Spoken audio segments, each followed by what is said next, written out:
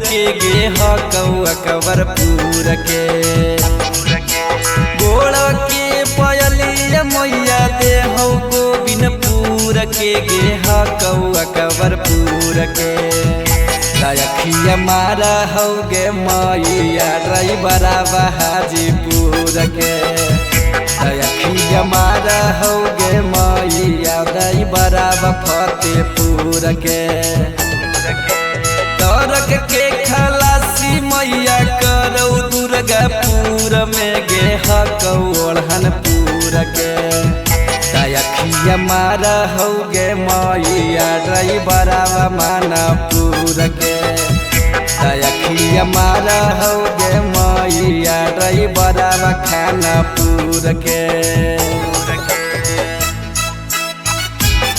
दयखिया मारा हौ गे मैया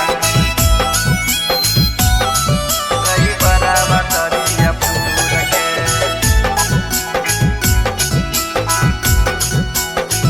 दयखिया मारा हौ गे मैया ड्राइवरा हाजीपुर के बोनट पर बैठाबौ मैया हौरा न दबाबौगे डंगरी के बीचो बीचो गे यार लगाबौगे बोनट पर बैठाबौ मैया हौरा न दबाबौगे डंगरी के बीचो बीचो गे यार लगाबौगे लगो हकौ की मार दियो हवाए कर थूर के गे देखा तब नहीं घूर के दयखिया मारा हौ गे मैया ड्राइवरा तारापुर के दयखिया मारा हौ गे मैया ड्राइवरा दरियापुर के दयखिया मारा हौ गे मैया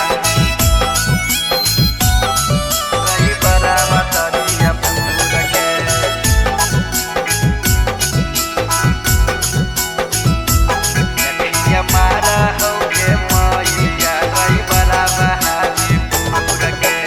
गाड़ी से उतर के मैया धरौ हमर हाथ गे